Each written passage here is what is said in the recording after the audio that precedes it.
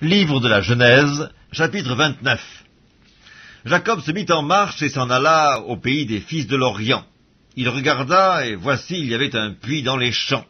Et voici, il y avait à côté 3 troupeaux de brebis qui se reposaient, car c'était à ce puits qu'on abreuvait les troupeaux. Et la pierre sur l'ouverture du puits était grande. Tous les troupeaux se rassemblaient là, on roulait la pierre de dessus l'ouverture du puits, on abreuvait les troupeaux, et l'on remettait la pierre à sa place sur l'ouverture du puits. Jacob dit aux bergers, « Mes frères, d'où êtes-vous » Ils répondirent, « Nous sommes de Charan. » Il leur dit, « Connaissez-vous Laban, fils de Nacor » Ils répondirent, « Nous le connaissons. » Il leur dit, « Est-il en bonne santé » Ils répondirent, « Il est en bonne santé, et voici Rachel, sa fille, qui vient avec le troupeau. » Il dit, « Voici, il est encore grand jour, il n'est pas temps de rassembler les troupeaux, abreuvez les brebis, puis allez et faites les paître. » Ils répondirent, « Nous ne le pouvons pas, jusqu'à ce que tous les troupeaux soient rassemblés. C'est alors qu'on roule la pierre de dessous l'ouverture du puits et qu'on abreuve les brebis. » Comme il leur parlait encore, survint Rachel avec le troupeau de son père, car elle était bergère. Lorsque Jacob vit Rachel, fille de Laban, frère de sa mère, et le troupeau de Laban, frère de sa mère, il s'approcha, roula la pierre de dessus l'ouverture du puits, et abreuva le troupeau de Laban, frère de sa mère. Et Jacob embrassa Rachel, il éleva la voix, et il pleura.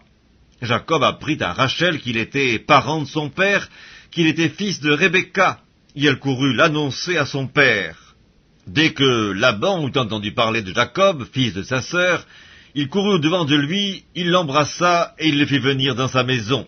Jacob raconta à Laban toutes ces choses, et Laban lui dit, « Certainement, tu es mon os et ma chair. » Jacob demeura un mois chez Laban.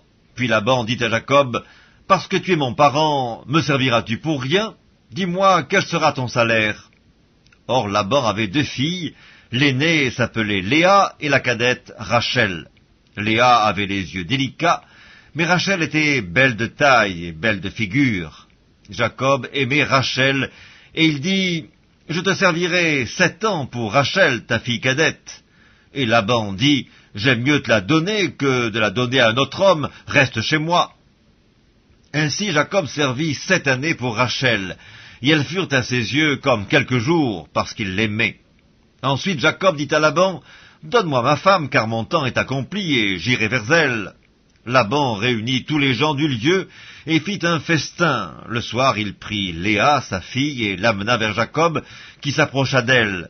Et Laban donna pour servante à Léa, sa fille, Zilpa, sa servante. Le lendemain matin, voilà que c'était Léa. Alors Jacob dit à Laban, « Qu'est-ce que tu m'as fait? N'est-ce pas pour Rachel que j'ai servi chez toi? Pourquoi m'as-tu trompé ?» Laban lui dit, « Ce n'est point la coutume dans ce lieu de donner la cadette avant l'aînée. Achève la semaine avec celle-ci, et nous te donnerons aussi l'autre pour le service que tu feras encore chez moi pendant 7 nouvelles années. » Jacob fit ainsi, et il acheva la semaine avec Léa, puis Laban lui donna pour femme Rachel, sa fille, et Laban donna pour servante à Rachel sa fille, Bila, sa servante. Jacob alla aussi vers Rachel, qu'il aimait plus que Léa, et il servit encore chez Laban pendant 7 nouvelles années. L'Éternel vit que Léa n'était pas aimée, et il la rendit féconde, tandis que Rachel était stérile. Léa devint enceinte et enfanta un fils, à qui elle donna le nom de Ruben, car elle dit, « L'Éternel a vu mon humiliation, et maintenant mon mari m'aimera. » Elle devint encore enceinte et enfanta un fils, et elle dit, « L'Éternel a entendu que je n'étais pas aimée, et il m'a aussi accordé celui-ci. » Et elle lui donna le nom de Siméon.